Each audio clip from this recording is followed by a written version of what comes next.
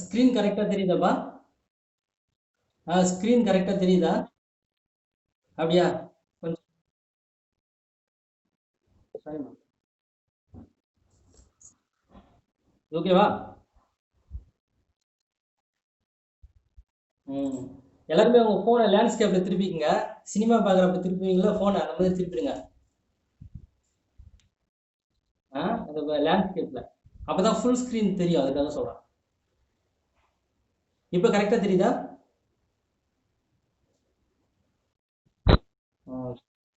ஆ, சரிம்மா.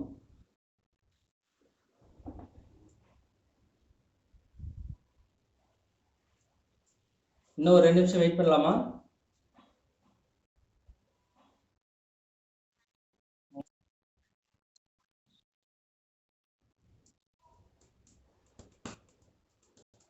எல்லாரும் நேற்று வீடியோ அப்லோட் பண்ணியிருந்தேன், பார்த்தீங்களா?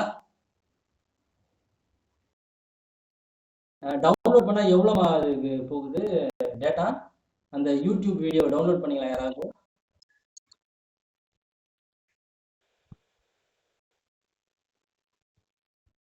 டவுன்லோட் பண்ணீங்களா யாராவது? அப்படியா? ஆனா அது நீங்க எந்த அளவுக்கு ரெசல்யூஷன் வைக்கிறீங்களோ அதுக்கு தகுந்த மாதிரி தான் எம்பி போகும். ஸோ யாராவது 720ல வச்சு டவுன்லோட் பண்ணீங்கன்னா எவ்வளோ போகுது அப்படின்னு சொல்லிட்டு. ஏன்னா உங்களுக்கு நிறைய எம்பி போச்சுன்னா நான் அதை ஃபைலை கம்ப்ரஸ் பண்ணி நான் அப்லோட் பண்ணுவேன். உங்களுக்கு தான் அட்வான்டேஜா இருக்கும். அதுக்காக தான் சொல்றேன். சரி. எத்தனை பேர் வந்திருக்காங்கப்பா? 51. ஓகே.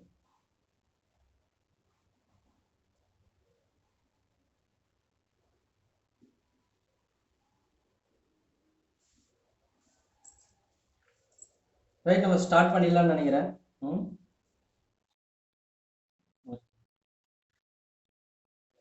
போதும் போதும், இதுவே போதும். இந்த செகண்ட் ஷிஃப்ட் கூட வராங்களாமா இதுல? அப்படியா? சரி சரி. எனக்கு நேற்று செகண்ட் ஷிஃப்ட் கூட அப்படின்னு நான் ஃபர்ஸ்ட் ஷிஃப்ட் மட்டும்தான் நினச்சிருந்தேன் நான்.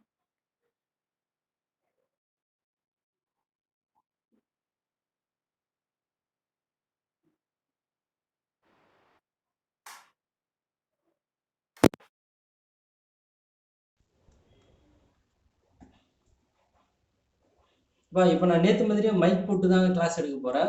அதனால் நீங்கள் பேசுறது எனக்கு கேட்காது. நீங்கள் எல்லாருமே மியூட் பண்ணிவிடுங்க. நான் மைக் போட்டு கிளாஸ் எடுக்கிறேன். டவுட்னா நோட் பண்ணி வச்சுக்கோங்க. கடைசியாக நான் கேட்கும்பொழுது எப்போ கேட்குறனோ அப்போ என் வாய்ஸ் எப்போ உங்களை ரீச் ஆகுதோ அப்போ மட்டும் சாரி, நான் மைக்கை வந்து ரிமூவ் பண்ணதுக்கப்புறம் நானே சொல்கிறேன். அப்போ வந்து நீங்கள் கொஸ்டின் கேளுங்க, சரியா?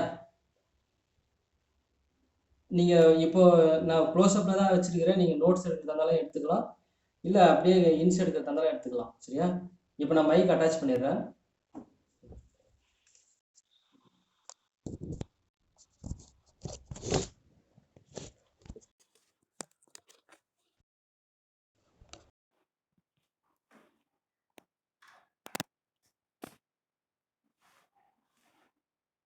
Right, good afternoon. நேற்று நம்ம பார்த்த டாப்பிக்கை அப்படியே கண்டினியூ பண்ணுறேன். இன்றைக்கி நேற்று ஆட்டமை பற்றின சில டேட்டாஸ்லாம் கொடுத்தேன். இம்பார்ட்டண்ட்டான பாயிண்ட்ஸ் எல்லாம் நேற்று டிஸ்கஸ் பண்ணோம். அதை தொடர்ந்து நம்ம இன்றைக்கி பார்க்க போகிறது மாடல்ஸ் ஆஃப் அட்டாமிக் ஸ்ட்ரக்சர். இதில் வந்து அணு அமைப்பு, நான் நேற்றே சொன்ன மாதிரி ஒரு அட்டாமிக் சயின்டிஸ்ட்டுங்க எல்லாருமே அவங்க அவங்க நாலெட்ஜுக்கு என்ன தெரிஞ்சதோ அதை வச்சு நிறைய ஆட்டம் மாடலை வந்து ப்ரெடிக்ட் பண்ணிருக்காங்க. அதை பற்றி தான் நம்ம அங்கே டிஸ்கஸ் பண்ண போகிறோம். அதுலேயே நான் ரெஸ்ட்ரிக்டடாக நமக்கு தேவையான நம்ம டாபிக் அதுக்கு தேவையான மாடல் மட்டும்தான் ரொம்ப டீப்பாக டிஸ்கஸ் பண்ண போகிறோம். மற்றதெல்லாம் அப்படியே அவுட்லைன் மாதிரி பார்த்துட்டு நம்ம போயிடலாம், சரிங்களா?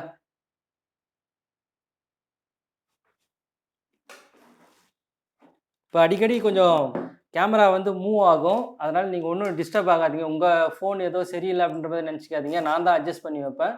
அதனால் நீங்கள் உங்கள் பொசிஷனில் அப்படியே இருங்க. மற்றதெல்லாம் கரெக்டாக தெரியும், சரியா? ரைட். இப்போ 1897 J Thomson's discovery of the negatively charged electron had raised theoretical problems. நேற்று நம்ம பார்த்த இந்த ஆட்டம் மாடல் சும்மா இன்ட்ரடியூஸ் மட்டும் தான் பண்ணி விட்டேன். இப்போ வந்துட்டு அதை கொஞ்சம் அதை பற்றி கொஞ்சம் டீப்பாக பார்க்கலாம். சரிங்களா? இப்போ இங்கே வந்து ஜே.ஜே. தாம்சன் என்ன சொல்கிறாரு அப்படின்னு பார்ப்போம். Because atoms as a whole are electrically neutral. Electrically neutral atom அப்படின்றது நம்ம கேள்விப்பட்டிருக்கிறோம். எலக்ட்ரிக்கலி நியூட்ரல் அப்படின்னா என்ன அப்படின்னா, number of protons are equal to number of electrons. சரிங்களா? ஒரு ஆட்டம் எடுத்தீங்கன்னா எத்தனை புரோட்டான் இருக்கோ அதுக்கு ஈக்குவலாக அத்தனை எலக்ட்ரான்ஸ் இருக்கும். அப்போது எலக்ட்ரானுக்கு நெகட்டிவ் சார்ஜ், புரோட்டானுக்கு பாசிட்டிவ் சார்ஜ். இப்போ ரெண்டும் ஈக்குவலாக இருக்கும்போது அந்த ஆட்டம் வந்து நியூட்ரலாக தான் இருக்கும். சரிங்களா? அப்போ ஜே.ஜே. தாம்சன் கண்டுபிடிக்கிற எலக்ட்ரான் இப்போ எலக்ட்ரிக்கலி நியூட்ரல் ஆட்டமை எப்படி சாட்டிஸ்ஃபை பண்ணும் அப்படின்றது தான் இங்கே ப்ராப்ளம். சரிங்களா? இப்போ தியரிட்டிக்கலாக அதை பற்றி டிஸ்கஸ் பண்ணும்பொழுது அங்கே வந்து ஒரு கொஷின் ரைஸ் ஆகுது. Where was the neutralising positive charge and what held it in place? அப்போது நியூட்ரலைஸ் பண்ணுற தேவையான பாசிட்டிவ் சார்ஜ் எங்கே இருக்குது அப்படின்றது தான். சரிங்களா? எங்கே இருக்குது, அதோட பிளேஸ் எந்த மாதிரி நம்ம டிசைன் பண்ணுறது அப்படின்றது தான் இங்கே கொஷின். இங்கே வந்துட்டு இந்த கொஷினுக்கு ஆன்சர் பண்ணுற விதமாக 1897 ஜே.ஜே. தாம்சன் இதோட தமிழாக படிச்சிடுறேன். 1897 ஜே.ஜே. தாம்சன் கண்டறிந்த எதிர்மின் துகளான நெகட்டிவ் எலக்ட்ரான் இயற்பியல் கோட்பாடுகளில் சரியான முறையில் நிறுவிட விளக்கங்கள் தேவைப்பட்டது. ஏனெனில் மின்சுமை அடிப்படையில் ஒரு அணு நடுநிலைத்தன்மையை பெற்றது அப்படின்றது தான். சரிங்களா? அப்போ இங்க கொஸ்டின் என்னன்னா, எதிர்மின் சுமையை நடுநிலையாக்கக்கூடிய நேர்மின் சுமை கொண்ட துகள்கள் அணுவில் எங்கு உள்ளன அப்படின்றது தான் கொஷின். சரிங்களா? இந்த கொஷினை வந்துட்டு ஜே.ஜே. தாம்சனால சாட்டிஸ்ஃபை பண்ண முடியல, எக்ஸ்பிளைன் பண்ணவும் முடியல. அதுக்கப்புறம் 1902 வந்து பார்த்தீங்கன்னா வில்லியம் தாம்சன்,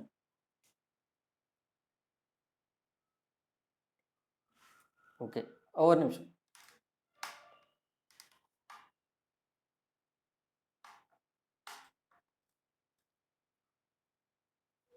சரிங்களா? 1902 வந்து வில்லியம் தாம்சன், அவர் பேர் லார்டு கெல்வின் தான் வந்து வில்லியம் தாம்சன் அப்படின்னு சொல்லுவாங்க.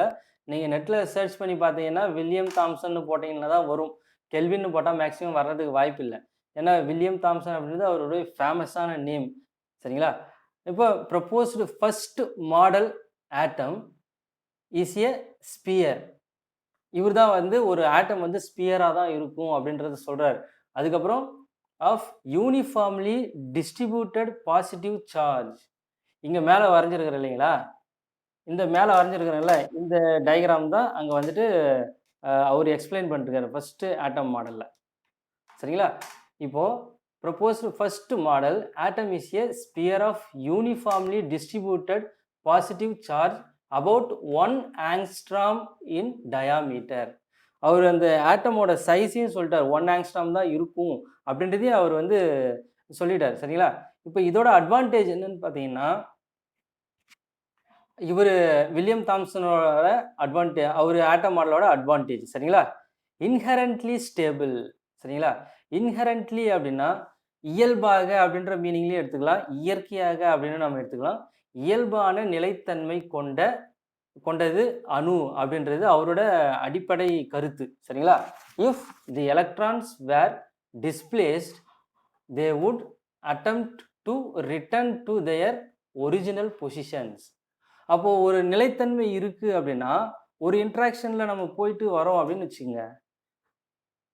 சரிங்களா? ஒரு எலக்ட்ரான் ஒரு இன்ட்ராக்ஷனில் ஈடுபடுது அப்படின்னா அது இன்ட்ராக்ஷன் முடிஞ்சதுக்கப்புறம் அதோட ஒரிஜினல் பொசிஷனுக்கு வந்துடும் அப்படின்றது தான் ஸ்டெபிலிட்டின்னா. தானே நம்ம வெளியில் ஏதாவது ஒரு ஒர்க்குக்காக போகிறோம் அப்படின்னா போயிட்டு நம்ம வீட்டுக்கு வந்துடுவோம், அதான் ஸ்டேபிள்.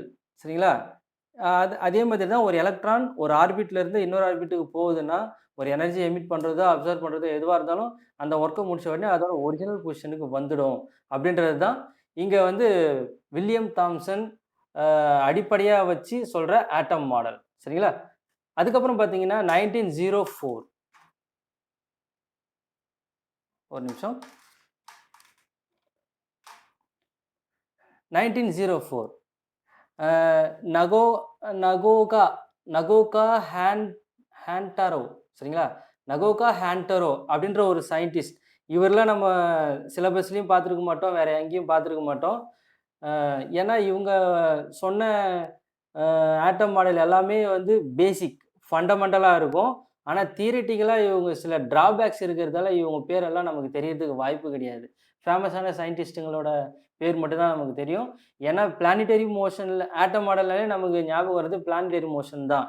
ஆனா அத சொன்னது இந்த அ நகோகா ஹான்டாரோ அப்படின்ற சயின்டிஸ்ட் தான். ஃபர்ஸ்ட்டு அ சேட்டர்னியன் சிஸ்டம் அப்படின்ற ஒரு ஆட்டம் மாடலை இன்ட்ரடியூஸ் பண்ணுறாரு. சேட்டர்னியன் சிஸ்டம் அப்படின்னா நம்ம சேட்டன் வந்துட்டு எப்படி பிளானட்டரி மோஷனில் மூவ் ஆகுதோ அதை பேஸ் பண்ணி அவர் வந்து இந்த எலக்ட்ரானை வந்து எக்ஸ்பிளைன் பண்ணுறாரு அப்படின்றது தான் சரிங்களா. அவர் சொல்கிற கான்செப்ட் என்னென்னா இன்ஹெரண்ட்லி அன்ஸ்டேபிள். நம்ம ஏற்கனவே பார்த்தது இன்ஹெரண்ட்லி ஸ்டேபிள் அப்படின்னு பார்த்தோம். வில்லியம் தாம்சன் சொல்கிறது. இவர் சொல்கிறது இன்ஹெரண்ட்லி அன்ஸ்டேபிள் அப்படின்றது. இயல்பான நிலைத்தன்மை அற்றது அப்படின்றது. அப்போ இது ரெண்டுமே கான்ட்ராடிக்ஷனாக இருக்குது. அவர் சொல்கிறது வந்து ஒரு எலக்ட்ரான் போயிட்டு அதோட இன்ட்ராக்ஷன் எதுவாக இருந்தாலும் ஒர்க்கை முடிச்சுட்டு அதோட ஒரிஜினல் பொசிஷனுக்கு வந்துடும், இயல்பான நிலைக்கு திரும்பிடும். அதனால வந்து ஆட்டம் நிலையானது அப்படின்னு அவர் சொல்றாரு. ஆனா இவர் என்ன சொல்றாருன்னா, because by radiating continuously the electron would gradually lose energy and spiral into the nucleus. சரிங்களா? அப்போ ஒரு எலக்ட்ரான் மூவ் ஆகுது. அது ஒரு மூவ் ஆகும்போது அது எனர்ஜியை எமிட் பண்ணும். சரிங்களா? நம்ம கூட நடக்க ஆரம்பிச்சோன்னா ஃபர்ஸ்ட்ல வேகமா நடப்போம். அதுக்கப்புறம் போக போக கம்மியாயிடும். அப்படின்னா என்ன ஆகுதுன்னா எனர்ஜி லாஸ் அப்படின்னு தான் அர்த்தம். ஒரு 1 கிலோமீட்டர் 2 கிலோமீட்டர் நடந்த உடனே கொஞ்ச நேரம் ரெஸ்ட் எடுக்கணும் அப்படின்னு தோணும். இதே மாதிரி கான்செப்ட் தான் எலக்ட்ரானுக்கும் இங்க அப்ளை பண்றாங்க ஆரம்பத்துல. சரிங்களா? அப்ப எலக்ட்ரான் ஒரு இடத்துல இருந்து மூவ் ஆகுது அப்படின்னா, அதோட எனர்ஜி கன்டினியூஸா வந்து லாஸ் ஆகும். அதாவது எனர்ஜி எமிட் பண்ணும் அப்படின்றது தான் கான்செப்ட். அப்போ கன்டினியூஸா ஒரு எலக்ட்ரான் ஒர்க்கிங்லேயே மூவிங்லேயே இருக்கும்பொழுது அது தொடர்ந்து ஆற்றலை வெளியிடுகிறது அப்படின்றார். சரிங்களா? இப்போ தொடர்ந்து ஆற்றலை வெளியிடும்போது ஒரு பர்ட்டிகுலர் பீரியட் வரைக்கும் தான் அது எனர்ஜியை எமிட் பண்ணும். அதுக்கப்புறம் வந்து ஃபியூஸ் ஆகிடும் அப்படின்னு சொல்றாரு. அப்போ ஃபியூஸ் ஆகிடும் அப்படின்னா எனர்ஜி இல்லாமல் ஒரு இடத்துல ரெஸ்ட்ல போயிடும் அப்படின்றது தான். அது எந்த இடமா இருக்கும் அப்படின்னா நியூக்ளியஸாக இருக்கும் அப்படின்றது அவரோட கான்செப்ட். அப்போ வந்துட்டு ஒரு ஆட்டம் வந்து ஸ்டேபிளாக இருக்கிறதுக்கு சான்ஸ் இல்லைல்ல. ஒரு ஆட்டமில் இருக்கிற எலக்ட்ரான் கண்டினியூஸாக எனர்ஜி எமிட் பண்ணிட்டு அது டெஸ்ட்ராய் ஆகிடுதுன்னா ஒரு ஆட்டம் எப்படி நிலையாக இருக்க முடியும்? அது வந்து இவரோட கான்செப்ட். சரிங்களா?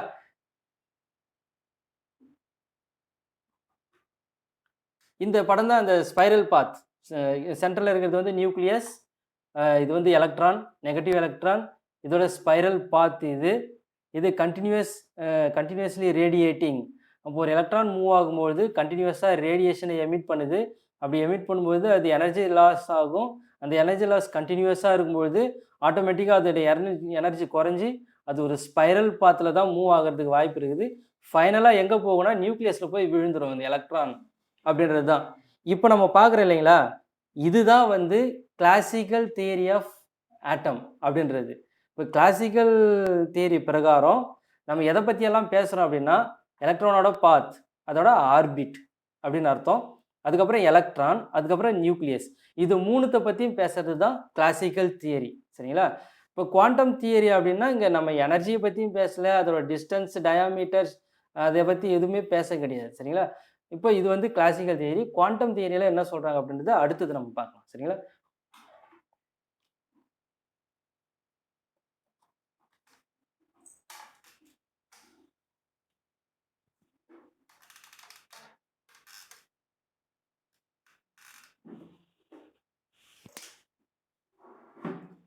இப்போ அடுத்து நம்ம ரூதர்ஃபோர்டு நியூக்ளியர் மாடல். இப்போ ரூதர்ஃபோர்டு நியூக்ளியர் மாடல் அப்படின்னு சொல்லும்போது அட்டாமிக் ஸ்ட்ரக்சரில் நியூக்ளியஸ் வந்துடுச்சு அப்படின்றது தான் அங்கே மீனிங். சரிங்களா? அப்போ நியூக்ளியஸை கண்டுபிடிச்சாச்சுன்னு அர்த்தம். அவர் எப்படி கண்டுபிடிச்சாரு அப்படின்றது நமக்கு வேணாம். ஆனால் நியூக்ளியஸை பேஸ் பண்ணி ஒரு ஆட்டம் மாடலை எப்படி ரூதர்ஃபோர்டு டிசைன் பண்ணிருக்கிறாரு அப்படின்றத மட்டும் ஷார்ட்டாக நம்ம பார்த்துலாம். சரிங்களா? 1911 with his famous gold foil experiment. Gold தான் அவர் வந்து எக்ஸ்பெரிமெண்ட்டுக்கு யூஸ் பண்ணுறாரு. சரிங்களா? அப்போ ஒரு he demonstrated that the atom has a tiny massive nucleus. அப்போ ஒரு அணு இருக்கு அப்படின்னா, மிக சிறிய துகள்களால் ஆனது அப்படின்றது நமக்கு தெரியும். ஆனா அணுவுக்குள்ளார ஒரு சிறிய ஒரு துகள் இருக்கு. அது வந்து மேசிவ் அப்படின்னாக்கா நிறை அதிகமா உள்ளதா இருக்கும். சரிங்களா? அப்படி உள்ள ஒரு துகள் தான் அணுக்கரு அப்படின்ற எக்ஸ்ப்ளனேஷன ரூதர்ஃபோர்டு நமக்கு எக்ஸ்ப்ளைன் பண்றாரு. ஒரு அணு அதிக நிறை கொண்ட சிறிய துகள்களால் ஆனது. அதுவே அணுக்கரு என நிறுவினார் அப்படின்ற. இங்க பார்த்தீங்கன்னா உங்களுக்கு அ ரூதர்ஃபோர்டோட அட்டாமிக் ஸ்ட்ரக்சர் போட்டிருக்கிறேன்.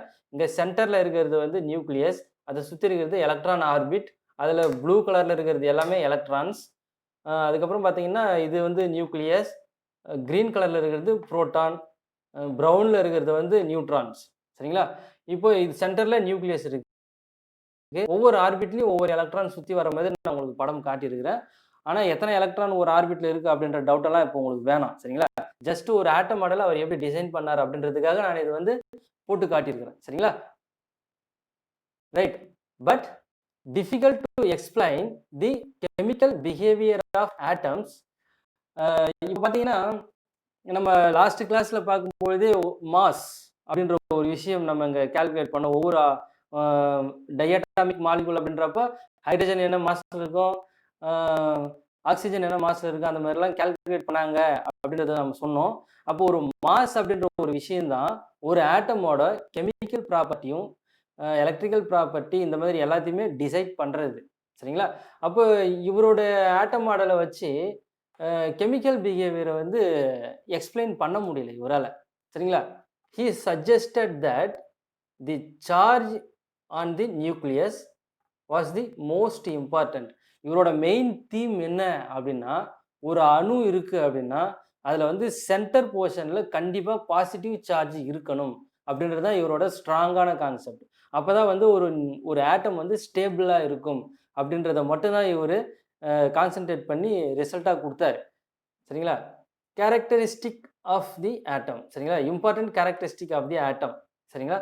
அதுக்கப்புறம் டிட்டர்மைனிங் இட்ஸ் ஸ்ட்ரக்சர்.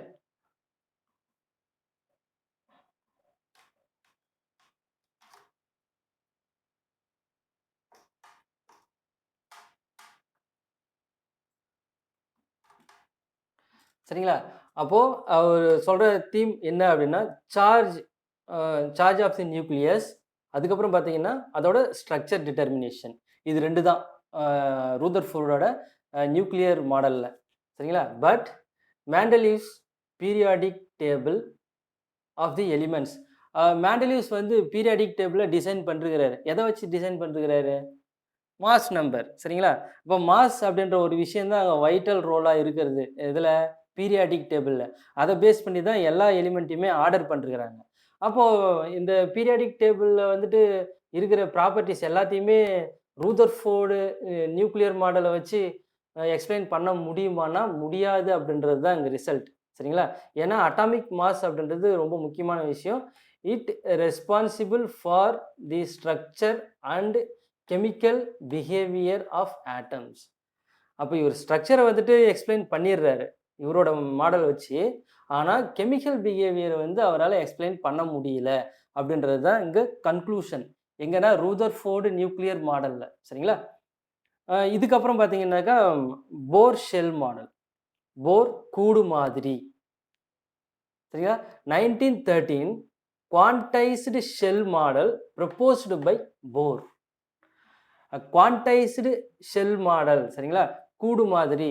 குவான்டைஸ்டு அப்படின்னா நம்ம வரையறுக்கப்பட்ட, அறுதியிட்டு சொல்றது ஒரு விஷயத்த.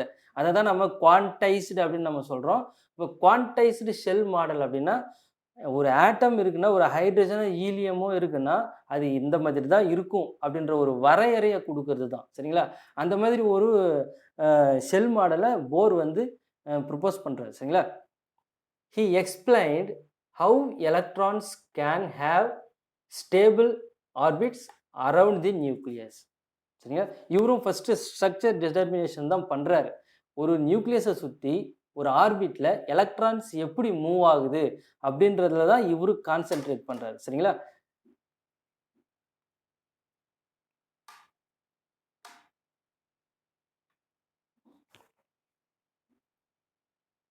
தி motion of the electrons in the Rutherford model was unstable. நம்ம இது ஏற்கனவே நம்ம அதை டிஸ்கஸ் பண்ணிச்சு. Because according to classical mechanics and electromagnetic theory, any charged particle moving on a curved path emits electromagnetic radiation.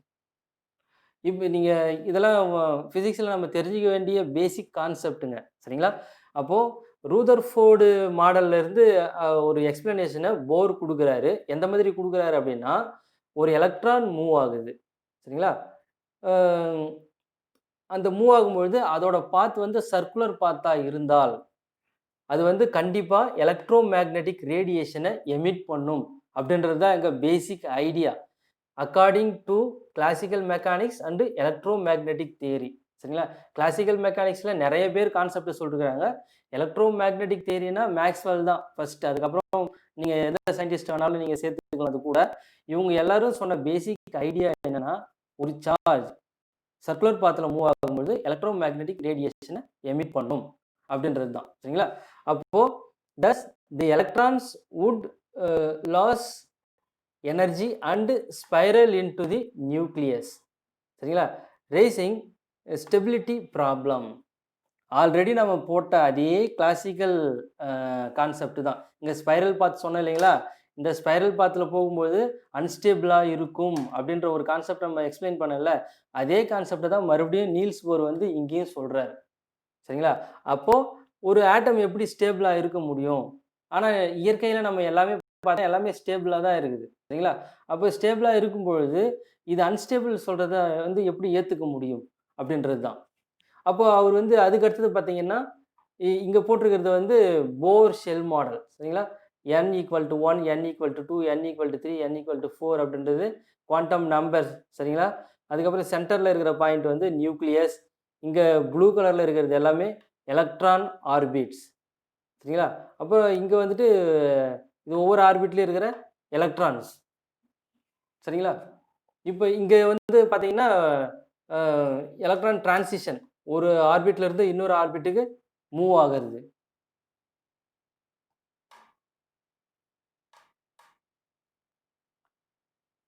சரியா? இங்கே பாருங்க n = 1, n = 2, n = 3, n = 4 இதெல்லாமே இந்த ஆர்பிட்டுக்கு ரிலேட்டடாக இருக்கிறது. இது -13.6 எலக்ட்ரான் வோல்ட் அப்படின்றது அட்டாமிக் எனர்ஜி. இங்கே ஜீரோவிலேருந்து எனர்ஜி இங்கே குறையுது அப்படின்றது அர்த்தம். அதுக்கப்புறம் பார்த்தீங்கன்னாக்கா கிரேட்டர் டிஸ்டன்ஸ் ஃப்ரம் நியூக்ளியஸ் அப்படின்றது இங்கேருந்து அவுட்டர் மோஸ்ட் ஆர்பிட்டை நோக்கி போகிறது, சரிங்களா? டுவர்ட்ஸ் அவுட்டர் மோஸ்ட் ஆர்பிட் இந்த ஏரோ வந்து மீன் பண்ணுறது, சரிங்களா? அப்போ இங்கே நியூக்ளியஸ் இருந்து டிஸ்டன்ஸ் அதிகமாகினே இருக்கும் அப்படின்றது தான், சரிங்களா?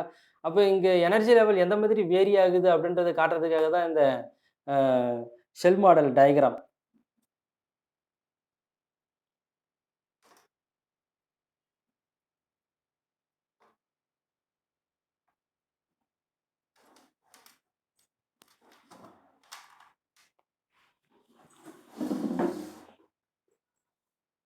பின்னாடி சைட் போதும். இப்போ அடுத்து பார்த்தீங்கன்னா Rutherford model electrons move in orbits of fixed size and energy, சரிங்களா? இப்போ ரூதர்ஃபோர்டு மாடல்ல இருந்து electrons move in orbits of fixed size and energy. அப்போது வரையறுக்கப்பட்ட சைஸ், அதாவது அளவு, சரிங்களா? எனர்ஜி அப்படின்னா ஆற்றல், இது ரெண்டுமே வரையறுக்கப்பட்டதாக இருக்கும் அப்படின்றது ரூதர்ஃபோர்டு மாடல்லேருந்து நம்ம இங்கே பார்க்கறது. அதுக்கப்புறம் பார்த்தீங்கன்னா the energy of an electron depends on the size of the orbit and is lower for smaller orbits.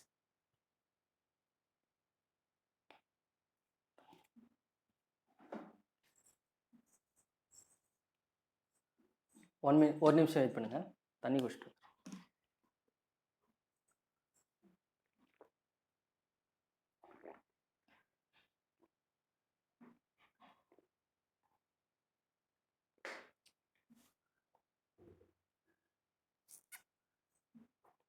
அப்போ நீங்கள் இங்கே தெரிஞ்சுக்க வேண்டியது என்னென்னா, நம்ம இங்கே ஒரு இந்த ஆர்பிட் ஒரு நிமிஷம்.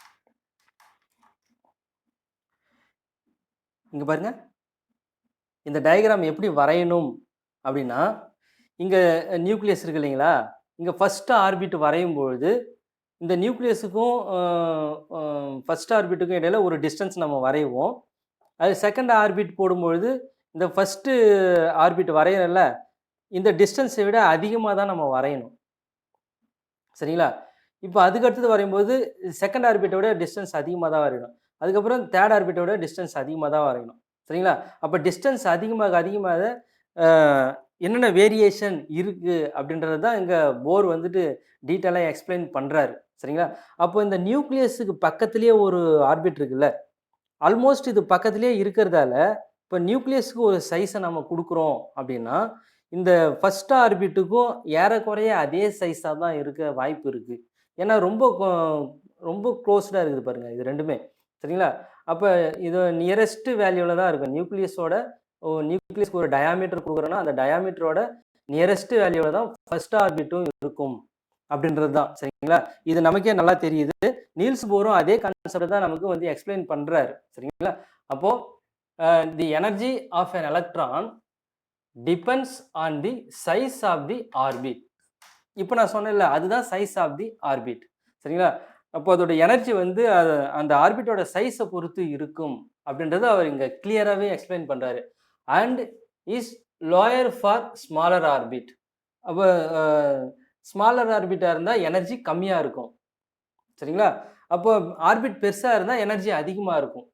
ஏன்னா ஆர்பிட் அதிகமா இருக்கும்போது நம்பர் ஆஃப் எலக்ட்ரான்ஸ் ஆட்டோமேட்டிக்கா இன்கிரீஸ் ஆயிடும். சரிங்களா? அப்ப எனர்ஜி அதிகமாகறதுக்கு சான்சஸ் இருக்கு. அடுத்தது பார்த்தீங்கன்னா, radiation can occur only when the electron jumps from one orbit to another.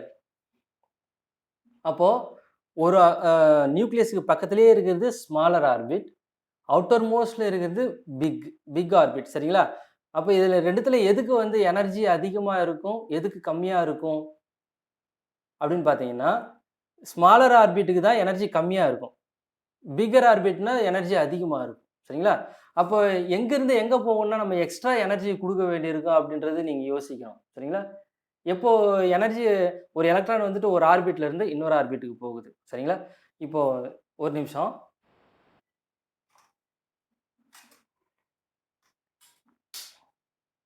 இரு.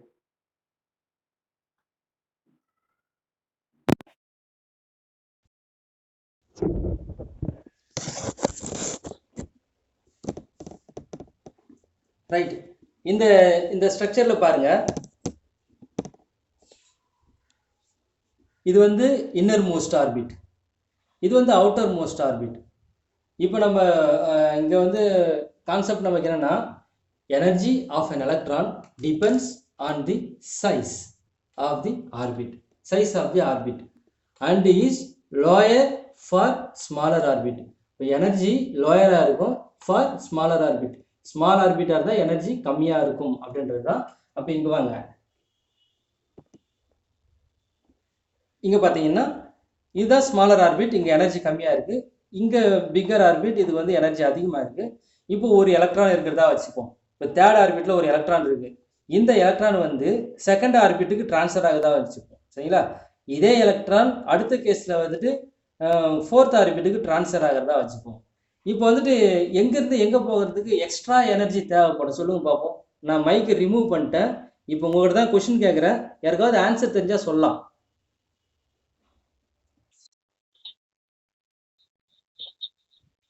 லோயர் ஆர்பிட் இருந்து ஹையர் நம்பர் சொல்லுங்க பார்ப்போம். லோயர் ஆர்பிட் எது, ஹையர் ஆர்பிட் எதுன்னு சொல்லி.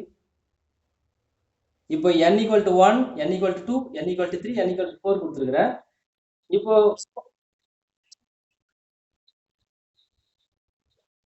Very good. அப்போ எனர்ஜி அப்சார்ப்ஷன் அங்கே இருக்கும். கரெக்டா? எனர்ஜி அப்சார்ப்ஷன் அங்கே இருக்கும். ஏன்னா ஒரு எலக்ட்ரானுக்கு ஒரு எனர்ஜி இருக்கும், கான்ஸ்டண்ட்டாக ஒரு எனர்ஜி வேல்யூ இருக்கும். இப்போ அது எக்ஸ்ட்ரா எனர்ஜி வேணா எங்கேருந்து எடுக்கும்? வெளியில இருந்தா எடுக்கும். அதை யார் கொடுப்பாங்கன்னா நம்ம தான் கொடுக்கணும். சரியா? அப்போ அந்த எலக்ட்ரானுக்கு தேவையான எனர்ஜி நம்ம கொடுக்கும்போது அது என்ன ஆகும்? எனர்ஜி அப்சார்ப் பண்ணும். இப்போ 3 to 4 போகும்போது எனர்ஜி அப்சார்ப்ஷன் இருக்கும். சரியா? புரியுதுங்களா மற்ற ஸ்டூடெண்ட்ஸுக்கெல்லாம்? ரைட். இப்போ 3 டூ இப்போ 4 டூ 3க்கு ஒரு எலக்ட்ரான் வருதுன்னு வச்சுங்களேன். அது எந்த மாதிரி டிரான்சிஷனை கொடுக்கும்?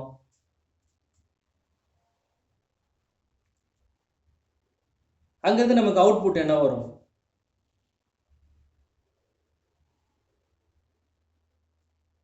சரி, நானே சொல்றேன். எனர்ஜி எமிஷன் இருக்கும்.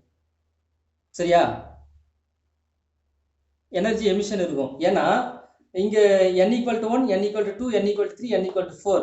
இப்போ கிராஜுவலா நீங்க ஒரு எனர்ஜி வேல்யூ இங்க கொடுக்குறீங்கன்னு வச்சுங்களேன். இங்க ஃபர்ஸ்ட் ஆர்பிட்டுக்கு எனர்ஜி வேல்யூ 1ன்னு வச்சுப்போம். செகண்ட் எனர்ஜி வேல்யூ 2, தேர்ட் ஆர்பிட்டுக்கு எனர்ஜி வேல்யூ 3, ஃபோர்த் ஆர்பிட்டுக்கு எனர்ஜி வேல்யூ 4. சரிங்களா? இப்போ 4 ஃபோர்த் ஆர்பிட்ல இருந்து தேர்ட் ஆர்பிட்டுக்கு வரணும்னா அதோட எனர்ஜி வேல்யூ, தேர்ட் ஆர்பிட்ல ஒரு எலக்ட்ரானோட எனர்ஜி வேல்யூ எவ்வளவு இருக்கும்? இது ரெண்டுத்துக்கும் உள்ள டிஃபரன்ஸ் என்ன? 1 1 1. சரிங்களா? இந்த ரெண்டு ஆர்பிட்டுக்கும் இடையே உள்ள எனர்ஜி வேல்யூ 1. சரிங்களா?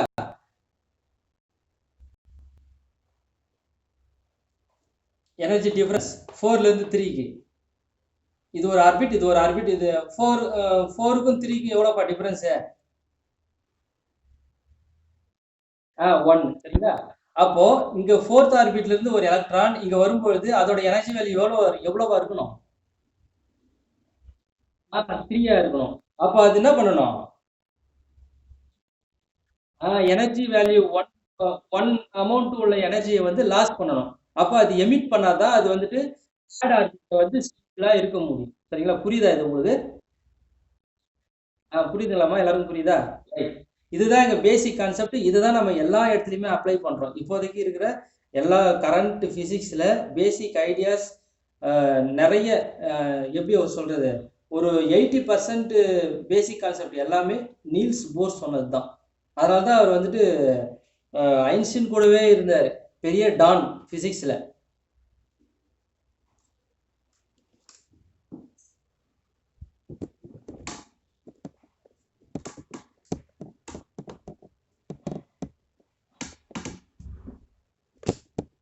ரைட்.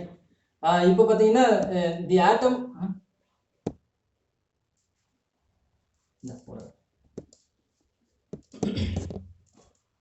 கொஞ்சம் அட்ஜஸ்ட் பண்ணிக்கங்க. மைக் வந்து ஃபோனை வந்துட்டு அடிக்கடி அலைன் பண்ணுறேன். வந்து ஸ்டேபிளாக இருங்க, நான் வந்து மாறிக்கிறேன். சரியா? எங்கே பார்த்தோம்? The atom will be completely stable in the state with smallest orbit. சரிங்களா? இப்போ ஸ்மாலஸ்ட் ஆர்பிட்டில் ஏன் வந்து ஸ்டேபிளாக இருக்குன்னா, அங்கே எனர்ஜி லாஸ் வந்து ரொம்ப கம்மியாக இருக்கும். ஏன்னா அங்கே எனர்ஜியே கம்மியாக தான் இருக்கும் அப்படின்றத நம்ம ஏற்கனவே நம்ம சொல்லியாச்சு. சரிங்களா? அப்போது ஆல்மோஸ்ட் வந்து ஸ்டெபிலிட்டி அதிகமாக உள்ள ஆர்பிட் எதுன்னா ஃபர்ஸ்ட் ஆர்பிட் தான். நம்ம சொல்லணுனாக்கா எஸ் எஸ் ஆர்பிட் தான் நமக்கு ஃபர்ஸ்ட்டில் இருக்கிறது. அதெல்லாம் நம்ம பின்னாடி பார்க்க போகிறோம். சரிங்களா? இதை பேசிக் ஐடியாவை நீங்கள் எல்லாத்தையும் மைண்டில் வச்சுக்கோங்க. நான் வீடியோ பண்ணி முடிச்ச பிறகு கூட வீட்டில் உட்காந்து ஒவ்வொரு பாயிண்ட்டையும் பார்த்து நோட் பண்ணி இதில் எந்த கான்செப்டை நம்ம மைண்டில் வச்சுன்னா எது ஃபிசிக்ஸ் அப்படின்றத பார்த்து அண்டர்லைன் பண்ணி கட்டம் போட்டு வச்சுக்கோங்க. சரிங்களா? ரைட். இப்போ கிளாசிக்கல் ஃபண்டமெண்டல். கிளாசிக்கல் ஃபண்டமெண்டல் என்னன்னா, இதை நம்ம ஃபர்ஸ்ட்லேயே சொல்லியாச்சு கிளாஸ் ஆரம்பிக்கிறப்பவே, charge, mass of the electron and nucleus. இது 3த்தை பற்றி பேசுறது தான் இந்த கிளாசிக்கல் ஆட்டம் மாடல். சரிங்களா? அப்போ இந்த இடத்துல வந்து நிறைய டேட்டாஸ் மிஸ் ஆகுது, நிறைய விஷயங்கள் மிஸ் ஆகுது. இங்கே வந்து ஒரு எலக்ட்ரான் மூவ் ஆகிறதுக்கான எந்த விஷயத்தையும் கிளாசிக்கல் மெக்கானிக்ஸில் சொல்லவே இல்லை பாருங்க. சரிங்களா? எல்லாம் ஸ்டாட்டிக்காகவே இருக்குது எல்லா டேட்டாவும். சார்ஜ்னாக்கா அது ஸ்டேபிளாக இருக்கிறதுக்கு சான்சஸ் இருக்குது. மாஸ்னாலும் ஸ்டேபிளாக இருக்க சான்சஸ் இருக்குது. Mass of the electron constant value. சரிங்களா? அதுக்கப்புறம் நியூக்ளியஸ். நியூக்ளியஸ் இருக்குது ஆட்டமில், அவ்வளோதான். அது ஆக்ட் பண்ணுதா, ஆக்ட் பண்ணலையா, ஏதாவது ஒர்க் பண்ணுதா, இன்ட்ராக்ஷன் ஏதாவது இருக்கா, எதை பற்றியுமே இந்த கிளாசிக்கல் ஃபண்டமெண்டலில் சொல்லவே இல்லை. சரிங்களா? இப்போ நீல்ஸ் போர் வந்து இதை தான் ஐடென்டிஃபை பண்ணுறாரு. போர் நோட்டீஸ் என்ன நோட்டீஸ் பண்ணுறாருன்னா, cannot be combined to make a length. இங்கே சைஸை பற்றி, ஒரு டிஸ்டன்ஸை பற்றி, மூவிங்கை பற்றி, ஒரு ஆர்பிட்டை பற்றி எந்த டேட்டாவுமே கிளாசிக்கலில் இல்லை அப்படின்றது போர் வந்து ஐடென்டிஃபை பண்ணுறாரு. அதில் தான் அவர் கான்சென்ட்ரேட் பண்ணுறாரு அதுக்கப்புறம். சரிங்களா? இப்போ எதை எதை பேஸ் பண்ணியெல்லாம் அவர் வந்துட்டு இதுக்கப்புறம் அவரோட ஒர்க்கை கண்டினியூ பண்ணுறாருன்னு பார்த்தீங்கன்னா, பிளாங்கோட கான்செப்ட். நமக்கு மேக்ஸ் பிளாங்க் தெரியும். அவர் குவாண்டம் தியரிய சொல்லிருக்கிறாரு.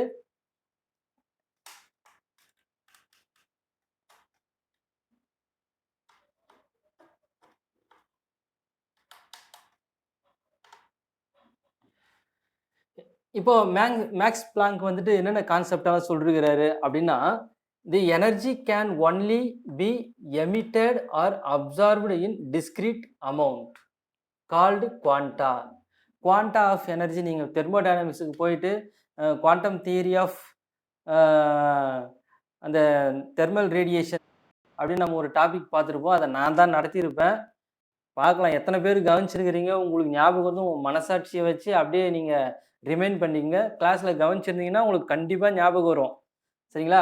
அப்போ இந்த குவாண்டம் தியரியில் என்ன சொல்லுதுன்னா ஈக்குவல் டு h அப்படின்ற கான்செப்டெல்லாம் உங்களுக்கு தெரியும். அதெல்லாம் நாங்கள் சொல்லலை. ஆனால் அந்த பேசிக் ஐடியாவை மட்டும் நான் உங்களுக்கு எக்ஸ்பிளைன் பண்ணுறேன். சரிங்களா? அப்போ எனர்ஜி அப்படின்னா டிஸ்கிரீட் எனர்ஜி வேல்யூவை கொண்டு இருக்கும் அப்படின்றது தான். அது எமிஷனாக இருந்தாலும் சரி, அப்சார்ப்ஷனாக இருந்தாலும் சரி, அதை தான் நம்ம குவாண்டா அப்படின்னு சொல்றோம். ஒரு வரையறுக்கப்பட்ட ஆற்றலை கொண்டது. எப்படி எமிஷனாக இருந்தாலும் அப்சார்ப்ஷனாக இருந்தாலும். சரிங்களா? அடுத்து அவரோட தீம் என்னன்னா, however the radiation can be emitted only in quantum amount of energy. அப்போ ஒரு ரேடியேஷன் அங்கிருந்து வருது அப்படின்னாலும் அது எந்த ஃப்ரீக்குவன்சியாக இருந்தாலும் எதுவாக இருந்தாலும் சரி, அது குவாண்டம் எனர்ஜி வேல்யூவில் தான் இருக்கும். இதை தாண்டி போகிறதுக்கு வாய்ப்பே கிடையாது அப்படின்றத மேக்ஸ் பிளாங்க் ரொம்ப கான்ஃபிடென்ட்டாக சொல்கிறார். சரிங்களா? If the radiant energy is less than the quantum of energy. சரிங்களா? இப்போ ஹெச் நியூ அப்படின்றது குவாண்டம் ஆஃப் எனர்ஜி அப்படின்னு நமக்கு தெரியும். இப்போ ஹெச் நியூ வேல்யூவை விட கம்மியாக இருக்கிறதா வச்சுப்போம். The amount of light in that frequency range will be reduced. அப்போது இங்கே வந்துட்டு அமௌண்ட் ஆஃப் ரேடியன்ட் எனர்ஜி வந்து கம்மியாக இருந்தால், குவாண்டம் எனர்ஜியை விட கம்மியாக இருந்தால், அங்கே அது எமிட் பண்ணுற லைட்டோட அளவும் கம்மியாக இருக்கும் அப்படின்றது தான் இது. சரிங்களா? நல்லா மறுபடியும் இந்த ஸ்டேட்மெண்ட்டை படிக்கிறேன். If the radiant energy is less than the quantum of energy. நம்ம இங்கே குவாண்டா ஆஃப் எனர்ஜி சொல்கிறேன். இந்த குவாண்டம் வேல்யூவை விட கம்மியாக இருக்கும் பொழுது, தி அமௌண்ட் ஆஃப் லைட், அதுலேருந்து வெளியிடப்படுற light in that frequency, H நியூன்னு சொல்கிறேன்ல, ஹெச்னா பிளாங்க் கான்ஸ்டன்ட், நியூனா ஃப்ரீக்வன்சி. சரிங்களா? அந்த அதுக்கு ரிலேட்டடான ஃப்ரீக்வன்சி வேல்யூ இருக்குல்ல. சரிங்களா? அப்போ அந்த ஃப்ரீக்வன்சி வேல்யூவுக்கு லைட் வந்து கம்மியாக தான் எமிட் ஆகும் அப்படின்றது தான் அங்கே சொல்கிறது. அப்போ ஃப்ரீக்வன்சி பொறுத்து அங்கே பிரைட்னஸ் சேஞ்ச் ஆகிறது, இன்டென்சிட்டி சேஞ்ச் ஆகிறதுக்கு நிறைய சான்சஸ் இருக்குது அப்படின்றது தான் மேக்ஸ் பிளாங்க் ஸ்ட்ராங்காக சொல்கிற 2 பாஸ்டுலேட்ஸ். சரிங்களா? 2 தத்துவம், கோட்பாடு, வரையறை எப்படி வேணாலும் நம்ம அதை எடுத்துக்கலாம். சரிங்களா? அப்போ டிஸ்கிரீட் எனர்ஜி வேல்யூ அவர் சொல்கிறாரு. அதுக்கப்புறம் ஃப்ரீக்வன்சி பொறுத்து அதோட எனர்ஜி வேல்யூ சேஞ்ச் ஆகும் அப்படின்றதையும் 2 விஷயத்த சொல்கிறாரு. It is correctly describe radiation from heat bodies. அப்போ பிளாங்க் சொல்கிற அந்த எனர்ஜி, டிஸ்கிரீட் எனர்ஜி வேல்யூஸ் வந்து கரெக்டாக எக்ஸாக்டாக ஒரு தெர்மல் ரேடியேஷன், ஒரு தெர்மல் சோர்ஸுக்கு ஃபிட் ஆகுது. சரிங்களா? Planck's constant has the dimensions of action. இப்போது மூவிங்கில் இருக்கிற ஒரு விஷயத்துக்கு நம்ம வந்து பிளாங்க் கான்ஸ்டன்ட்டை வந்து அப்ளை பண்ண போகிறோம். அந்த வேலையை வந்துட்டு போர் தான் செய்கிறாரு. Which may be expressed as units of energy multiplied by time. சரிங்களா?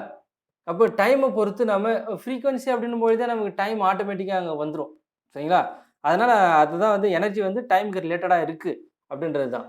Unit of momentum multiplied by length or unit of angular momentum. அப்போ 2 விதத்தில் நம்ம எனர்ஜி இங்கே கால்குலேட் பண்ணலாம். ஒன்று ஃப்ரீக்வன்சி பேஸ் பண்ணி கால்குலேட் பண்ணலாம். அதுக்கப்புறம் ஆங்குலர் மொமெண்டத்தை வச்சு நம்ம இங்கே எனர்ஜி கால்குலேட் பண்ணலாம். சரிங்களா? அப்போ மொமெண்டம் தேவை அப்படின்னா அதோட பாத் நமக்கு தேவைப்படும். மொமெண்டம் அப்படின்னும்போது ஏதோ ஒரு பாத்தில் மூவ் ஆகுது, அங்கே டிஸ்டன்ஸ் ஆட்டோமேட்டிக்காக வந்துடும். டிஸ்டன்ஸ் வரும்போது லென்த்து, மெஷர்மெண்ட் எல்லாமே வரும்.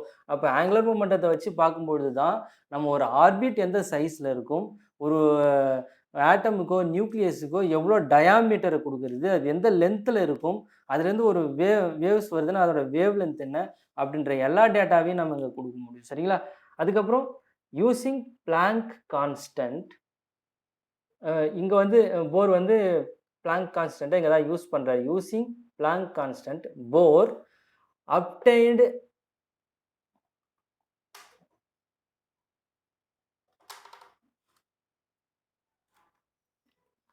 Bohr obtained an accurate formula for the energy level of the hydrogen atom. சரிங்களா? இப்போ எனர்ஜி லெவலை வந்து அவரோட எனர்ஜி வேல்யூ வச்சு போர் வந்து கால்குலேட் பண்ணுறாரு. எதுக்குன்னா ஹைட்ரஜன் ஆட்டம். அவர் எடுத்து எக்ஸ்பெரிமெண்ட் செய்கிற எல்லாமே ஹைட்ரஜன் ஆட்டமை பேஸ் பண்ணி தான். சரிங்களா? அதையும் நீங்கள் ஞாபகம் வச்சுக்கணும். ஒவ்வொரு சயின்டிஸ்ட்டும் ஒவ்வொரு சாம்பிளை பேஸ் பண்ணி எக்ஸ்பெரிமெண்ட் செஞ்சுருப்பாங்க. ரூதர்ஃபோர்ட்னா கோல்டு ஃபாயில் ஷீட் தான் ரொம்ப ஃபேமஸாக இருக்கும். சரிங்களா? எல்லாத்தையுமே அவர் அதில் தான் செஞ்சுருப்பாரு. அதே மாதிரி போர் பார்த்தீங்கன்னா ஹைட்ரஜனை பேஸ் பண்ணி தான் எல்லா கான்செப்ட்டுமே எக்ஸ்பிளைன் பண்ணியிருப்பாரு.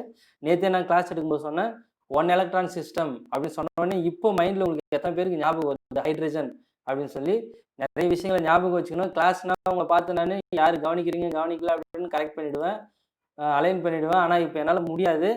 அதனால் நான் பக்கத்தில் இருக்கிற மாதிரி நினச்சிங்க, எதிரில் வந்து கிளாஸ் எடுக்கிற மாதிரி ஒரு ஃபீல்டில் அட்டன் பண்ணுங்கள். ஜன்னல் பக்கம் அந்த பக்கம் இந்த பக்கம்லாம் பார்க்கக்கூடாதுன்ற மைண்டை வச்சுக்கோங்க. சொல்கிறதெல்லாம் நல்லா கவனிங்க. சரிங்களா? ரைட். ஹைட்ரஜன் ஆட்டமை பேஸ் பண்ணி அவர் எனர்ஜி லெவல்ஸ் வந்து டிசைன் பண்ணுறாரு போர். சரிங்களா? He postulates that the angular momentum of an electron is quantized. சரிங்களா? அப்போது ஒரு சார்ஜ், ஒரு எலக்ட்ரான் ஒரு சர்க்குலர் பாத்தில் மூவ் ஆகுது. நம்ம ஷெல் மாடலில் சர்க்குலர் பாத் பார்த்தாச்சு. சர்க்குலர் பாத்தில் மூவ் ஆகுதுன்னா அங்கே ஆங்குலர் மொமெண்டம், கோண உந்தம். ஆங்குலர் மொமெண்டம்னா கோண உந்தம் இருக்கும்.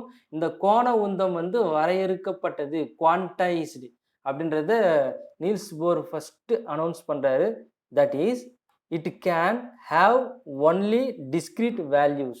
இதுவும் டிஸ்கிரீட் வேல்யூ தான், வரையறுக்கப்பட்ட வேல்யூ அப்படின்னு சொல்லிட்டு சொல்கிறாரு. சரிங்களா?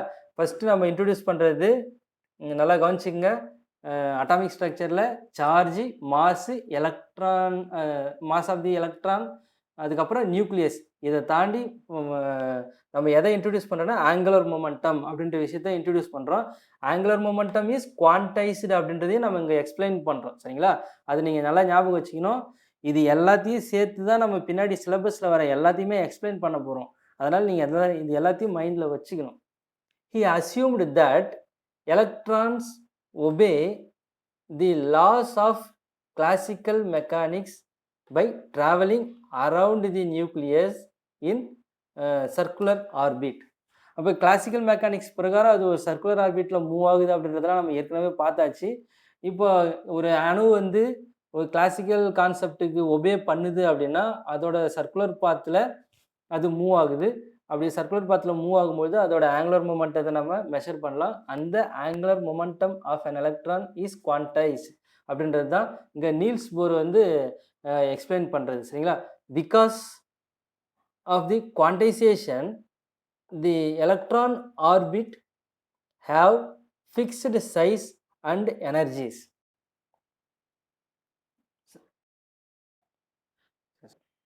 இப்போ எப்படி வந்து ஒரு ஆர்பிட்டையும் நம்ம fixed size and energy quantize அப்படின்றத எப்படி நம்ம லிங்க் பண்ணி பார்க்கறது அப்படின்னா, இப்போ ஒரு பால் வந்துட்டு ஒரு சர்க்குலர் பாத்தில் மூவ் ஆகிறதா வச்சுப்போம். நீங்களே வந்து என்ன பண்ணுறீங்க, நம்ம சின்ன வயசுலாம் விளையாடுவோம்ல, சென்டரில் யாராவது நிற்க வச்சுட்டு சுற்றி ஓடிடுவோம்.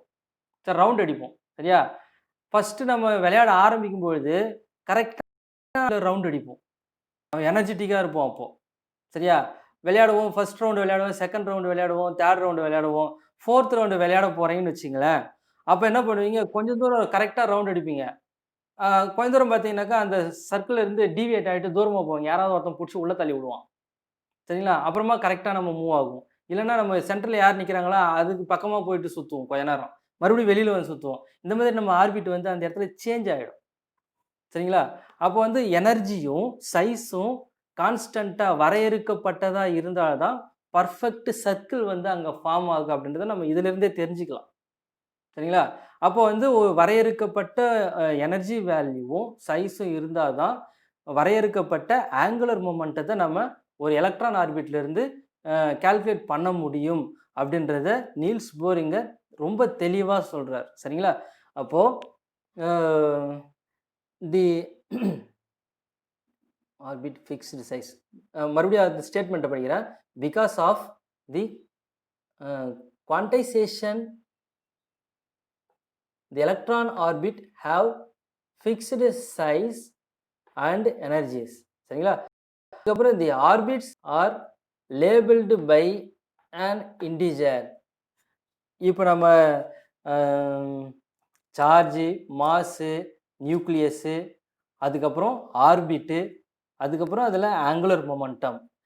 அடுத்தது நம்ம இங்கே இன்ட்ரடியூஸ் பண்ணுறது என்னென்னா, the orbits are labelled by an integer. இன்டிஜர்னா நம்பர்ஸ். சரிங்களா? இப்போ ஒவ்வொரு ஆர்பிட்டுக்கு நம்பர் கொடுக்குறாரு நீல்ஸ் போர். சரிங்களா? ஆர்பிட்டை டிசைன் பண்ணியாச்சு, குவான்டைஸ்டுன்னு சொல்லியாச்சு, ஆங்குலர் மொமெண்டம் குவான்டைஸ்டுன்னு சொல்லியாச்சு. இப்போ அடுத்து வந்து ஒவ்வொன்றுத்துக்கும் நம்பர் 1 2 3 4 நம்பர் கொடுக்க போகிறாரு. சரிங்களா? அதுதான் இந்த இவர் கொடுக்குற இந்த நம்பர் தான் நம்ம குவாண்டம் நம்பர்ஸ் அப்படின்னு சொல்கிறோம். தி குவாண்டம் நம்பர் என். சரிங்களா? இதுதான் அட்டாமிக் ரேடியஸோட ஃபார்முலா. இது ஃபஸ்ட்டு அவர் எழுதின formula h square n square epsilon 0 அப்படின்னு போட்டிருக்கு ஃபார் nth ஆர்பிட். அவர் எந்த ஆர்பிட் எடுத்தாரோ அதுக்கு உண்டான ரேடியஸ் அங்கே வந்து மெஷர் பண்ணுறாரு. Divide by pi square. Epsilon naught அப்படின்னா இஸ் தி எலக்ட்ரிக் கான்ஸ்டன்ட் அப்படின்னு ஒரு வேல்யூ கால்குலேட் பண்ணி அதில் சப்ஸ்டிட் பண்ணாக்கா நமக்கு இந்த nth ஆர்பிட்டோட வேல்யூ நமக்கு வந்துடும். சரிங்களா? சப்போஸ் இது ஃபஸ்ட் ஆர்பிட் அப்படின்னு வச்சுக்கிங்களேன். இது ஃபஸ்ட் ஆர்பிட் அப்படின்னா சரி கீறிட்டேன், அந்த ரெண்டு வந்து கொஞ்சம் அழிஞ்சு போச்சு. n ஸ்கொயர் அது n ஈக்குவல் டு 1 அப்படின்னு கொடுத்தா 1 தான் இருக்கும். அப்போ இது ஒரு கான்ஸ்டன்ட் வேல்யூ. ஃபஸ்ட் ஆர்பிட்டுக்கு கொடுக்குறோன்னு வச்சுங்களேன். இப்போ 1 கொடுத்த உடனே அது ஒரு கான்ஸ்டன்ட் வேல்யூவாக வருது. இப்போ ஏஎன் அப்படின்றது ஆட்டோமேட்டிக்காக என்ன ஆகும், ஒரு நியூக்ளியஸோட சைஸில் தான் இருக்கும். இல்லை சிங்கிள் எலக்ட்ரான் சிஸ்டமாக இருந்தால் அதோட அட்டாமிக் சைஸே அது இருக்கும். அந்த அணுவோட சைஸாகவே அதுவாக தான் இருக்கும். அப்போ நம்ம ஏற்கனவே சொன்னல, ஒரு நியூக்ளியஸுக்கு பக்கத்தில் இருக்கிற ஒரு ஆர்பிட் ஆல்மோஸ்ட் நியூக்ளியஸோட சைஸ்லேயோ இல்லை ஒரே ஒரு எலக்ட்ரான் தான் இருக்குது அப்படின்னா அந்த ஆட்டமோட சைஸ்லேயோ இருக்கும். அது ரெண்டுத்துக்கும் மேஜர் டிஃப்ரென்ஸ் எதுவுமே இருக்காது அப்படின்னு நம்ம ஏற்கனவே சொன்னல. அதை தான் இங்கே வந்து இந்த ஃபார்முலா மூலயமா நீல்ஸ் போர் நமக்கு எக்ஸ்பிளைன் பண்ணுறாரு. சரிங்களா? நல்லா கவனிச்சிங்க. Here Bohr noticed the radius of the n equal to 1 orbit is approximately the same size as an atom. இதுதான் ஸ்டேட்மெண்ட். சரிங்களா? அப்போ ஃபஸ்ட்டு ஒரு ஆட்டமில் ஃபஸ்ட்டு ஆர்பிட் இருக்குன்னா அந்த ஃபஸ்ட்டு ஆர்பிட்னா இன்னர் மோஸ்ட் சொல்கிறேன். ஃபஸ்ட் ஆர்பிட் நீங்கள் வெளியிலேருந்து எடுத்துறாதீங்க. n ஈக்குவல் டு 1னா இன்னர் மோஸ்ட் உள்ளார இருக்கிற ஆர்பிட். சரிங்களா? நியூக்ளியஸுக்கு பக்கத்தில் இருக்கிற ஆர்பிட் ஆல்மோஸ்ட் அந்த அட்டாமிக் சைஸில் தான் இருக்கும் அப்படின்றத தெளிவாக சொல்கிறாரு. இன்றைக்கும் இந்த கான்செப்டை தான் நம்ம எல்லா ரிசர்ச்லேயுமே அப்ளை பண்ணுறோம். இது ஃபஸ்ட்டு நீல்ஸ் போர் தான் சொன்னது. சரிங்களா? அப்போது அட்டாமிக் ஸ்ட்ரக்சரில் வந்து நீல்ஸ் போரோட பங்கு நிறைய இருக்குது. சரிங்களா? அது சொல்லவே முடியாது. ஆனால் ஹிஸ்ட்ரி பார்த்தீங்கன்னா அவங்க அண்ணன், அதாவது நீல்ஸ் போரோட அண்ணன் வந்து நீல்ஸ் போருக்கு ஃபிசிக்ஸ்னாலே பிடிக்காத ஒரு சப்ஜெக்ட். அவர் கட்டாயப்படுத்தி அந்த கேம்பிரிட்ஜ் யூனிவர்சிட்டிலேருந்து தான் நினைக்கிறேன், அங்கே தான் வந்துட்டு தள்ளி விட்டுட்டு போனாங்களாம் நீல்ஸ் போர். அவர் சொல்லியிருப்பார் அவரோட புக்கில், நீல்ஸ் போர் புக்கில் சொல்லியிருக்காரு, கட்டாயப்படுத்தி அந்த டிபார்ட்மெண்ட்டில் தள்ளி விட்டுட்டு போனாங்க அப்படின்ற மாதிரி வந்த ஒரு சயின்டிஸ்ட் தான் நீல்ஸ் போர். நீங்கள் கூட நிறைய பேர் ஃபிசிக்ஸே படிக்காத எங்கள் அப்பா தள்ளி விட்டாங்க, காலேஜில் நான் வேறு சப்ஜெக்ட் கேட்டேன் வேறு இல்லைன்றதால டிபார்ட்மெண்ட்டில் தள்ளி விட்டாங்க அப்படின்னு ரொம்ப சஞ்சலத்தோடு நிறைய பேர் ஃபிசிக்ஸ் படிச்சிருப்பீங்க. அவங்க எல்லாருக்குமே நீல்ஸ் போர் ஒரு எக்ஸாம்பிள். ஞாபகம் வச்சுக்கோங்க. நீங்களே இந்த மாதிரி நீல்ஸ் போர் மாதிரி பெரிய சயின்டிஸ்ட்டாக வந்து நம்ம ஏற்கனவே சென்டரில் நியூக்ளியஸ்லேருந்து ஆர்பிட்டுக்கு இடையில நிறைய வேக்கண்ட் இருக்குன்னு சொன்னால, அந்த வேக்கண்ட்லாம் என்ன இருக்குது, வேறு ஏதாவது ஆர்பிட் இருக்கா அப்படின்றத நீங்கள் கூட ரிசர்ச் பண்ணி கண்டுபிடிக்கலாம். சரிங்களா? ரைட். இப்போ அடுத்து Bohr explained how electrons could jump from one orbit to another. அப்போது அடுத்தது வந்து எலக்ட்ரான் டிரான்சிஷன். இப்போ ஆர்பிட்டை டிசைன் பண்ணியாச்சு, அதில் எலக்ட்ரான் மூவ் ஆகுது. இப்போ எலக்ட்ரான் ஒரு ஆர்பிட்லேருந்து இன்னொரு ஆர்பிட்டுக்கு எப்படி டிரான்ஸ்ஃபர் ஆகுது அப்படின்றதையும் நீல்ஸ் போர் வந்து எக்ஸ்பிளைன் பண்ண ட்ரை பண்ணுறாரு. சரிங்களா? Another only by emitting or absorbing energy in fixed quanta. இப்போ நம்ம பார்த்தோம் இல்லைங்களா, ஒரு ஆர்பிட்லேருந்து இன்னொரு ஆர்பிட்டுக்கு எலக்ட்ரான்ஸ் போகும், எப்போ ஸ்டேபிளாக இருக்கும் அப்படின்றத இப்போ படத்தை காட்டி எக்ஸ்பிளைன் பண்ணல 3 2 1 போட்டு. அப்போது அது எனர்ஜி எமிஷனாக இருந்தாலும் சரி, எனர்ஜி அப்சார்ப்ஷனாக இருந்தாலும் சரி, எல்லாத்தையுமே டிஸ்கிரீட் எனர்ஜி வேல்யூவாக தான் இருக்கும் ஒரு ஆட்டமில் நடக்கிற எந்த எனர்ஜி டிரான்சிஷனாக இருந்தாலும். சரிங்களா? அது அது உட்கவர்தலாக இருந்தாலும், வெளியிடுதல் எதுவாக இருந்தாலும் சரி, எமிஷன் அப்சார்ப்ஷன். அப்போது குவான்டா ஆஃப் எனர்ஜி, இந்த குவான்டா அப்படின்னு சொல்கிறல்ல, இது எல்லாமே வந்து பிளாங்கோட குவாண்டம் கான்செப்ட்லேருந்து வர்றது தான். சரிங்களா? அதை நீங்கள் ஞாபகத்தில் வச்சுக்கணும். பிளாங்க் கான்ஸ்டன்ட்டை ஃபுல்லாகவே அட்டாமிக் ஸ்ட்ரக்சரில் அப்ளை பண்ணது நீல்ஸ் போர் தான். அதுக்கப்புறம் தான் ஃபோட்டோ எலக்ட்ரிக் எஃபெக்டில் ஐன்ஸ்டீன், ஹெட்ஸு இந்த மாதிரி அவங்களாம் ரிசர்ச் பண்ணி சில வேல்யூஸ்லாம் கொடுத்துருப்பாங்க. காம்ப்டன் எஃபெக்ட் இருக்குது. காம்ப்டன் எஃபெக்ட்லேயும் இந்த டிஸ்கிரீட் எனர்ஜி வேல்யூ தான் கொடுத்துருப்பாங்க. அங்கே எனர்ஜி எலக்ட்ரான், ஃபோட்டான், புரோட்டான் கிடையாது, photon, light particle, photon interaction எந்த மாதிரிலாம் இருக்கும் அப்படின்றது எல்லாமே இந்த குவாண்டம் வேல்யூஸை பேஸ் பண்ணி தான் இருக்கும். சரிங்களா? ரைட். போர் எக்ஸ்பிளைன்டு ஹவு இது எக்ஸாம்பிள். ஒரு டிரான்சிஷன் எப்படி நடக்குது? If an electron jumps one orbit closer to the nucleus, it must emit energy equal to, இப்போ அங்கே ஈக்குவல், அங்கே டீ போட்டிருக்கிறோம்பா, அழிச்சிடுறேன்.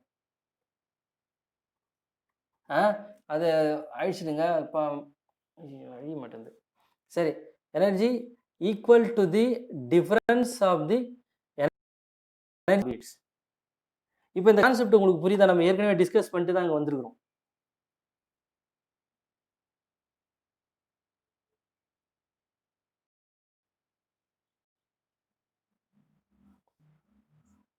சாரிப்பா, டிஸ்டர்பன்ஸ். சரிங்களா? நம்ம இந்த கான்செப்டை டிஸ்கஸ் பண்ணிட்டு தான் வந்திருக்கோம். நம்ம 4th ஆர்பிட்லேருந்து இங்கே பாருங்க, இதில் 4th ஆர்பிட்லேருந்து 3rd ஆர்பிட்டுக்கு டிரான்சிஷன் நடக்குது அப்படின்னு சொன்னல. அப்போ இங்கே எனர்ஜி டிஸ்கிரீட் எனர்ஜி வேல்யூஸ் அப்படின்னா என்ன அப்படின்னா, நம்ம இந்த எனர்ஜி வேல்யூலேருந்து ஒரு ஆர்பிட்னா அதுக்கு ஒரு எனர்ஜி வேல்யூ இருக்குது, இன்னொரு ஆர்பிட்னா அதுக்கு ஒரு எனர்ஜி வேல்யூ இருக்குது. அந்த அப்சார்ப்ஷனாக இருந்தாலும் சரி, எமிஷனாக இருந்தாலும் சரி, அந்த அப்சார்ப்ஷன் எனர்ஜியும் எமிஷன் எனர்ஜி அதோட வேல்யூ எவ்வளோ இருக்கும் அப்படின்னா, இந்த ஆர்பிட்டல் எனர்ஜி இருக்குது இல்லை, இந்த 2 ஆர்பிட்டுக்கும் இடையே உள்ள எனர்ஜி டிஃப்ரென்ஸ் தான் அந்த எனர்ஜிக்கு ஈக்குவலாக இருக்கும் அப்படின்னு சொல்கிறாரு. சரிங்களா? புரியுதா உங்களுக்கு இது? ரைட். அப்போ இந்த ஸ்டேட்மெண்ட் இன்னொரு வாட்டி படிக்கிறேன். If an electron jumps one orbit closer to the nucleus, it must emit energy equal to the difference of the energies of the two orbits. சரிங்களா? Conversely, when the electron jumps to a larger orbit, it must absorb a quantum of light equal in energy to the difference in orbits. அதான் அப்சார்ப்ஷனாக இருந்தாலும் சரி, எமிஷனாக இருந்தாலும் சரி, நம்ம ஏற்கனவே higher energy ஸ்டேட்லேருந்து lower energy ஸ்டேட்டுக்கு வரணும் அப்படின்னா எந்த எனர்ஜி, எக்ஸ்ட்ரா எனர்ஜி தேவையே இல்லை. இருக்கிற எனர்ஜி எமிட் பண்ணிட்டு லோயர் எனர்ஜிக்கு போயிடலாம். சரிங்களா? அப்போ லோயர் எனர்ஜிலிருந்து ஹையர் எனர்ஜிக்கு போகணும் அப்படின்னா இன்னர் மோஸ்ட்லேருந்து அவுட்டர் மோஸ்ட்டுக்கு ஒரு எலக்ட்ரான் டிரான்சிஷன் நடக்கணும்னா அப்போ வந்து எனர்ஜி அப்சார்ப்ஷன் தான் இருக்கணும். சரிங்களா? அப்போது ஹையர் ஸ்டேட்லேருந்து லோயர் ஸ்டேட்டுக்கு எனர்ஜி எமிட் பண்ணுற எலக்ட்ரானுக்கும், லோயர் ஸ்டேட்லேருந்து ஹையர் ஸ்டேட்டுக்கு போகிற எலக்ட்ரான் அப்சர்வ் பண்ணுற எனர்ஜிக்கும் அந்த வேல்யூ எதுலேருந்து நம்ம கால்குலேட் பண்ணலாம் அப்படின்னா, அந்த எந்த 2 ஆர்பிட்டுக்கும் இடையில் இந்த டிரான்சிஷன் நடக்குதோ அந்த 2 எனர்ஜிக்கும், அந்த 2 எனர்ஜி லெவலுக்கும் இடையே உள்ள எனர்ஜி டிஃப்ரென்ஸ். சரிங்களா? அந்த எனர்ஜி டிஃப்ரென்ஸும் அது அப்சர்வ் பண்ணுற எமிட் பண்ணுற எனர்ஜி வேல்யூ இது ரெண்டுமே ஒரே மாதிரியே இருக்கும். ஸோ ஈக்குவலாக இருக்கும் அப்படின்றது தான். சப்போஸ் நமங்க அந்த எனர்ஜி டிஃப்ரென்ஸ் வருது இல்லை, 2 ஆர்பிட்டுக்கு இடையே உள்ள எனர்ஜி டிஃப்ரென்ஸ் அதே அளவுக்கு ஒரு எலக்ட்ரான் எமிட் பண்ணலனாலோ, எனர்ஜி எமிட் பண்ணலனாலோ, இல்லை அதே அளவு எனர்ஜியை அப்சர்வ் பண்ணலனாலோ, அப்போ அந்த எலக்ட்ரான் எங்கே போகும்? இப்போ நம்ம கீழே நின்றுக்கிறோம். நம்ம ஒரு மொட்டை மாடி, ஒரு வீட்டுக்கு கீழே நின்றுக்கிறோம். ஒரு பாலை எடுத்து நம்ம ஒரு மெத்த மேலே போடணும், மொட்டை மாடியில் போடணும். கீழ இருந்து நம்ம ஒரு பால த்ரோ பண்ணி மொட்டை மாடியில போடணும். சரிங்களா? இப்ப நம்ம கீழ இருந்து நம்ம ஒரு குறிப்பிட்ட அளவு எனர்ஜி குடுத்தா தான் அது போயிட்டு மேல விழும். மொட்டை மாடியில விழும். சரிங்களா? இப்ப நம்ம அந்த அளவுக்கு எனர்ஜி குடுக்கலன்னு வச்சுக்கங்களேன், என்ன ஆகும் பாலு? மறுபடியும் கீழயே வந்துரும். ஆனா அது அது ஒரு லெவல் காட்டும். எவ்வளோ தூரம் ரைஸ் ஆயிருக்குது அப்படின்ற லெவல் காட்டும். இப்ப நீங்க கையில வச்சிருக்கிற பால் தான் எலக்ட்ரான்னு வச்சுக்கங்க. இப்ப நீங்க கீழ கிரவுண்ட் ஸ்டேட்ல இருக்கிறீங்க. மொட்டை மாடி தான் எக்ஸைட்டட் ஸ்டேட். சரிங்களா? இப்ப நீங்க கிரவுண்ட் ஸ்டேட்டுக்கும், எக்ஸைட்டட் ஸ்டேட்டுக்கும் இடையே எனர்ஜி டிஃபரன்ஸ் ஏதோ ஒரு பர்ட்டிகுலர் வேல்யூ இருக்குன்னு வச்சுக்கங்களேன். அந்த வேல்யூ எவ்ளோ இருக்கும் அப்டின்னா, நீங்க த்ரோ பண்ணும்போது ஒரு எனர்ஜி குடுக்குறீங்கல்ல, அந்த எனர்ஜிக்கு ஈக்குவலா இருக்கும். சரிங்களா? புரியுதா? அப்ப இந்த எனர்ஜி ஈக்குவலா இருக்கும்பொழுது தான், அது வந்து எக்ஸைட்டட் ஸ்டேட்ட வந்து ரீச் பண்ணும். சப்போஸ் நீங்க குடுக்கலன்னு வச்சுக்கங்களேன், அது ஏதாவது ஒரு மெட்டா ஸ்டேட்ல போயிட்டு, மறுபடியும் திரும்பி அதோட ஒரிஜினல் பொசிஷனுக்கே வந்துரும்.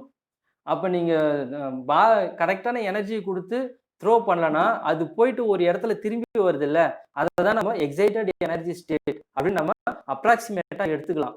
இத வந்து எலக்ட்ரான கண்டுபிடிக்கும்பொழுது, எக்ஸ்ரே எனர்ஜி ஸ்டேட்ல ஒரு அயனைசேஷன் நடக்கும்போது கேஸ்ல, இந்த மாதிரி நெறைய இடத்துல வந்துட்டு எக்ஸைட்டட் ஸ்டேட்ட வந்து எப்படி டிசைன் பண்றது அப்படின்ற எல்லா விளக்கமும் குடுத்துருக்காங்க. அத நம்ம பிவி சேனல்ல எக்கச்சக்கமான டிஸ்கஷன் குடுத்துருக்கிறேன் நான். இந்த அயனைசேஷனுக்கும், அ எக்ஸைட்டட் ஸ்டேட் ஆட்டம்க்கும். சரிங்களா? அதனால நீங்க அதில போயிட்டு ஒன்ஸ் பாருங்க. டைம் ஆச்சா பாரு. ஆ சரியா? நான் இப்ப மைக்க ரிமூவ் பண்ணிடுறேன். உங்களுக்கு ஏதாவது டவுட்னாக்கா என்கிட்ட கேட்கலாம்.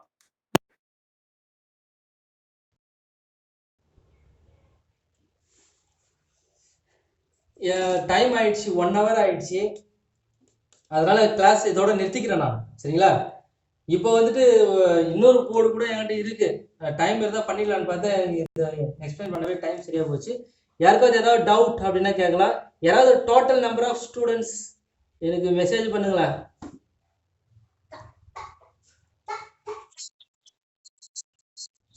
சரிம்மா. ஓகே.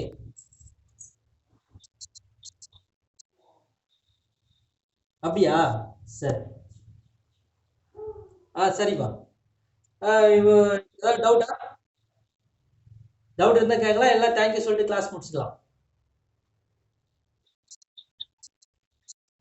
ஓகே.